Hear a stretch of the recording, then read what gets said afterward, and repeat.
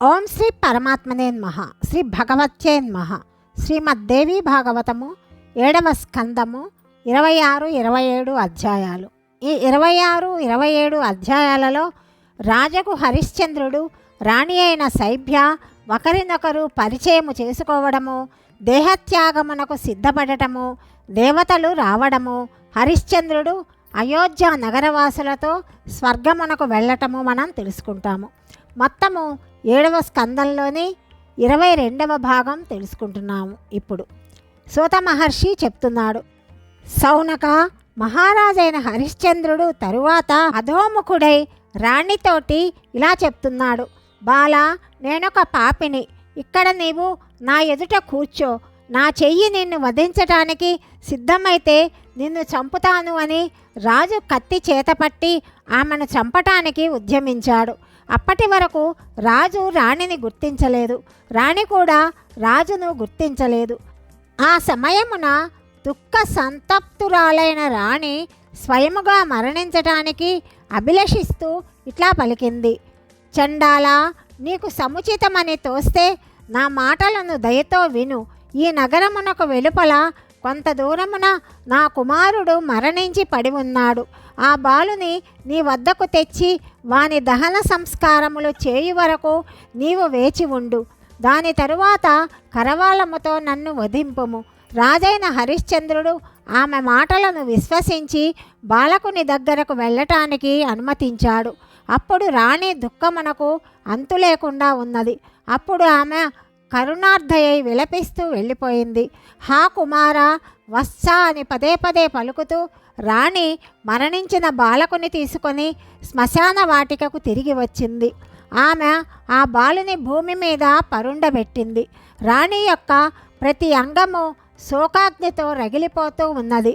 ఆమె దేహము దుర్బలమై ఉన్నది. శిరోజములు ధూళి దూషితరములై ఉన్నాయి. రాజా, నా ప్రియమైన కుమారుడు స్నేహితులతో ఆడుకుంటున్నాడు. అతనిని దుష్ట సర్పమొకటి కాటు వేసింది. దానివలన అతని ప్రాణములు గాలిలో కలిసిపోయాయి. ఆ మరణించిన బాలకుడే ఇప్పుడిచట భూమి మీద పడి ఉన్నాడు. మీరు ఇతనిని చూస్తున్నారు.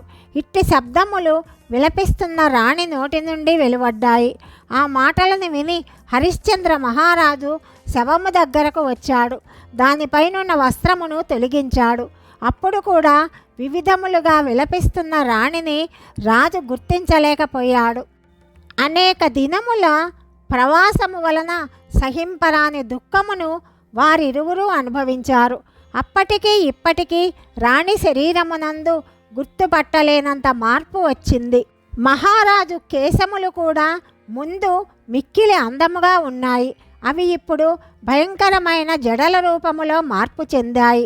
ఎండిపోయిన చెట్టు యొక్క చర్మములాగా రాజున్నాడు. అందువలన రాణి కూడా అతనిని గుర్తించలేకపోయింది. సర్పగ్రస్తుడై మరణించిన బాలకుడు భూమిపైన పడి ఉన్నాడు. వానిని చూసి హరిశ్చంద్ర మహారాజు ఆ బాలుని రాజోచిత శుభలక్షణముల గురించి ఆలోచింపసాగాడు. ఇతని ముఖము పూర్ణ చంద్రునిలా ఉన్నది. నాసిక ఎంతో సుందరము. ఇతని కపోలములు ఉన్నతములై దర్పణములలాగా ప్రకాశిస్తూ అనుపమ శోభను కలిగిస్తున్నాయి. ఇతని ముంగురులు నల్లవిగా ఉండి కొంత భాగము తడిసి మస్తకమునకు 4 వైపులా వ్యాపించి ఉన్నాయి. వికసించిన కమలముల వలె కనులు అలరారుతున్నాయి. పెదవుల కాంతి బింబాఫలములను తిరస్కరిస్తున్నట్లుగా ఉన్నది. వెడల్పైన వక్షస్థలము, పెద్ద పెద్ద కన్నులు, పొడవైన భుజములు, ఎత్తైన నూపురములతో ఇతడు విచిత్రమైన శోభతో ప్రకాశిస్తున్నాడు. అతని పెద్ద కాళ్లకు చిన్న చిన్న ఉంగరములున్నాయి. ఇతడు ఎంతో గంభీరుడై కనిపిస్తున్నాడు. ఇతని చరణములు కమల కోమలములు, నాభి లోతుగా ఉన్నది. ఈ బాలకుడు ఏ భాగ్యహీనుడైన రాచకులమునందు జన్మించనో కదా అని దుఃఖము కలుగుతున్నది. శీఘ్రముగా దురాత్ముడగు యమరాజు తమ కాలపాశముతో ఇతనిని బంధించాడు. సూత మహర్షి చెప్తున్నాడు, తల్లివడిలో ఆ బాలుడు పడుకొని ఉన్నాడు. మరణించిన ఆ బాలుని హరిశ్చంద్రుడు చూశాడు. ఆ మహారాజుకు పూర్వస్మృతి వచ్చింది. హా హా అని అరుస్తూ ఆక్రందన చేస్తున్నాడు. ఆయన కనుల నుండి అశ్రువులు రాలుతున్నాయి. నా పుత్రునికి ఇట్టి గతి పట్టలేదు కదా, అతడే యమపాశమున బంధింపబడలేదు కదా, అతనికి కూడా ఈ స్థితి రావచ్చును కదా అని ఆలోచిస్తూ హరిశ్చంద్రుడు అక్కడే నిలుచొని ఉన్నాడు. అప్పుడు రాణి గొప్ప దుఃఖముతో ఆవేశమునకు లోనై ఇలా అంటున్నది: హా కుమారా, ఏ పాప ఫలితముగా ఇట్టి భయంకరమైన దుఃఖము దాపురించినది? దీనికి కారణము అర్థమవటము లేదు. నాథా ప్రభు, మీరు అత్యంత దుఃఖితురాలైన నన్ను వదిలి ఏ స్థలమునకు వెళ్ళారు? మీ చిత్తము ప్రశాంతమై ఎట్లా ఉన్నది? రాజ్యము మీ చేతి నుండి వెళ్ళిపోయింది. సుహృదులు దూరమయ్యారు. భార్యాపుత్రులను అమ్మివేయవలసి వచ్చింది. హా దైవమా, రాజర్షి అయిన హరిశ్చంద్రునకు నీవు ఎట్టి దారుణ స్థితిని కల్పించితివి. మహారాజుకు హరిశ్చంద్రుడు రాణి మాటలు విన్నాడు. తన చోటును వదిలి ఆమె చెంతకు వచ్చాడు. ఇప్పుడు అతనికి సాధ్వీమణి అయిన తన భార్య కుమారుని విషయము సంపూర్ణముగా తెలిసి వచ్చింది. అతడు ఇట్లు పలుకుతున్నాడు: అయ్యో, ఈమె నా పత్నియే, ఈ బాలకుడు నా కుమారుడే.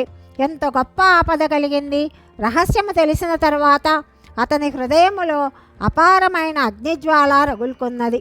చైతన్యరహితుడై భూమి మీద పడిపోయాడు. రాజు ఇలాంటి భయంకరమైన స్థితిలో ఉన్నాడని తెలుసుకొని రాణి కూడా గొప్ప దుఃఖమునకు లోనై పృథివీ మీద పడిపోయింది. ఆమె ఇంద్రియములు శిథిలములై ఉన్నాయి. మూర్ఛ ఆమెను అణిచివేసింది. కొద్దిసేపటికి వారిరువురికి స్పృహ వచ్చింది. మిగుల సంతప్తులై ఇరువురు విలపించసాగారు. రాజు అంటున్నాడు: హా కుమారా, వంకరలు కలిగిన ముంగురులతో ఆవరించి ఉన్న నీ సుందర ముఖమును నేను చూచుచూ ఉండేవాడిని. ఇప్పుడు ఆ ముఖము నా దీన హృదయమును చీల్చివేస్తున్నది. నీవు సుమధురముగా నన్ను తండ్రి అని పిలుస్తూ స్వయముగా నా వద్దకు వచ్చుచుండేవాడివి. ఇక నేనెప్పుడు నిన్ను ప్రేమతోటి వస్సా వస్సా అని పిలిచెదను? ఇక ఎవరి దుమ్ముతో నిండిన మోకాళ్ళు నా వస్త్రములను, ఒడిని, శరీరమును మలినము చేస్తాయి. మనస్సును, హృదయమును ఆనందింపచేయు కుమారా, నేను నీ కోర్కెను తీర్చలేదు. సామాన్య వస్తువులాగా నిన్ను నేను అమ్మివేశాను. అట్టి తండ్రినైన నేను నా రాజ్యమును, ధనమును, సర్వస్వమును కోల్పోయాను. పరివారమునందలి బంధు బాంధవులెవ్వరూ నాకు సహకరించలేదు. దైవము ప్రతికూలమైంది. నేను నిస్సహాయుడనైనాను. ఇట్టి స్థితిలో నీవు నన్ను కలిశావు. విషసర్పము కాటువేసిన పుత్రుని కమలముల వంటి ముఖమును చూస్తున్నాను. మిక్కిలి విషమ పరిస్థితిలో చిక్కుకొని పోయాను. ఈ విధంగా విలపిస్తూ రాజు హరిశ్చంద్రుడు మరణించిన పుత్రుని ఎత్తుకొన్నాడు. దుఃఖముతో అతని మాటలు గద్గతికమలవుతున్నాయి. రాజు కుమారుని హృదయమునకు హత్తుకొని చేష్టలు దక్కి పడిపోయాడు. మూర్ఛితుడయ్యాడు. ఆ సమయమున భూమి మీద ఉన్న భర్తను చూసి సైభ్య ఇట్లు ఆలోచిస్తున్నది: ఇతని మాటలను బట్టి ఈ పురుష సింహుడు నిస్సంశయముగా నా మానస చంద్రుడైన హరిశ్చంద్రుడే. ఇతని సుందరమైన నాసిక ఎత్తుగా నూగుపోవులాగా మెత్తగా ఉన్నది. ఇతడు మహాయశస్వి. సగము వికసించిన పువ్వులలాగా ఈ మహాత్ముని దంతములు శోభలొలుకుతున్నాయి. ఈ మహారాజు శ్మశాన వాటికకు ఎట్లా వచ్చాడు? అప్పుడు పుత్రశోకమును విడిచిపెట్టి రాణి క్రిందపడి ఉన్న పతిదేవుని చూడసాగింది. భర్తయు కుమారుడు ఇరువురి స్థితిని చూసి ఆమె అపార దుఃఖముతో విహ్వలతను పొందుతున్నది. రాణి మనస్సులో అప్పుడప్పుడు భయంకరమైన దుఃఖమును, ఆశ్చర్యమును కలుగుతున్నది. అప్పుడప్పుడు భర్తను చూశానన్న ప్రసన్నత కూడా కలుగుతున్నది. ఆమె భర్త వైపు దృష్టి సారించింది. ఆ దుఃఖమునకు తాళజాలక అచేతనురాలై భూమి మీద పడిపోయింది. మెల్లమెల్లగా మూర్ఛ నుండి తేరుకొని బొంగురువైన గొంతుకతో ఆమె ఇట్లా చెప్తున్నది: ఓ దైవమా, నీవెంత నిర్దయుడవు, మర్యాద లేనివాడివి, నింద్యుడవు. నీవు ధిక్కారమునకు తగుదువు. దైవము వలె ప్రసిద్ధిగాంచిన ఈ మహారాజును చండాలుని చేశావు, రాజ్యభ్రష్టుని చేశావు. ఇష్టులైన మిత్రులందరూ కూడా ఇతనిని వదిలిపెట్టారు. భార్యాపుత్రులను అమ్ముకొన్నాడు. నీ ప్రభావము వలననే మహారాజుకు ఇట్టి పరిస్థితి ఎదుర్కోవలసి వచ్చింది. ఈ నరేశ్వరుడు చండాలుడయ్యాడు. నేడు నాకు ఛత్రమును సింహాసనము కనిపించటము లేదు. ఇంతకు ముందు ఈ మహారాజు యాత్ర చేస్తుండగా రాజులు ఇతనికి సేవించేవారు. తాము ధరించిన ఒలువలతో మార్గమునందలి దుమ్మును తుడిచేవారు. అట్టి ఈ మహారాజే నేడు దుఃఖముల పాలయ్యాడు. అపవిత్రమైన ఈ శ్మశాన భూమి యందు తిరుగాడుతున్నాడు. ఎక్కడ చూసినా పుర్రెలు చెల్లాచెదురుగా పడి ఉన్నాయి. పగిలిపోయిన కుండలు, చిరిగిపోయిన బట్టలు కనిపిస్తున్నాయి. చనిపోయిన వారి శరీరముల నుండి తీసివేసిన సూత్రములు, చెల్లాచెదురైన వెంట్రుకలతో ఈ భూమి ఎంతో భయంకరముగా ఉన్నది. క్రొవ్వు కిందపడి ఎండిపోయి క్రూరముగా జగుస్పాకరముగా ఉన్నది. బూడిద గుట్టలు గుట్టలుగా పడి ఉన్నది. మండుచున్న అగ్నులు, సగము కాలిన ఎముకలు, మూలుగులతో ఈ స్థలము ఎంతో భయంకరముగా ఉన్నది. గద్దల, నక్కల అరుపులు వినిపిస్తున్నాయి. చిన్నవి పెద్దవి క్షుద్ర పక్షులు ఆ స్థలమునంతా ఆక్రమించి ఉన్నాయి. చితుల పోగులతో నలువైపులా అంధకారము వ్యాపించి ఉన్నది. శవములను తిని మత్తిల్లిన నక్కలు అన్ని వైపులా కనిపిస్తున్నాయి. ఈ విధంగా పలికి రాణి మహారాజుకు హరిశ్చంద్రుని కంఠమున అల్లుకుపోయింది. ఆయనను కౌగలించుకొన్నది. దుఃఖశోకములు రాణి సర్వాంగములను వ్యాపించి ఉన్నాయి. ఆమె దయనీయమైన కంఠస్వరముతో మరలా విలపిస్తున్నది. మహారాజా, ఇది స్వప్నమా లేక సత్యమా? మీరేమనుకుంటున్నారు? మహానుభావ, స్పష్టముగా చెప్పండి. నాకు వ్యాకులత అధికమవుతున్నది. ఇది ఇట్లే గడిస్తే ధర్మమును ఆచరించుట, సత్యమును పాటించుట, బ్రాహ్మణులను దేవతలను పూజించుట వలన మనకేమిటి మేలు కలిగింది? ధర్మమునకు, సత్యమునకు, సారల్యమునకు, మంచితనమునకు ఎక్కడ కూడా స్థానమే లేదు.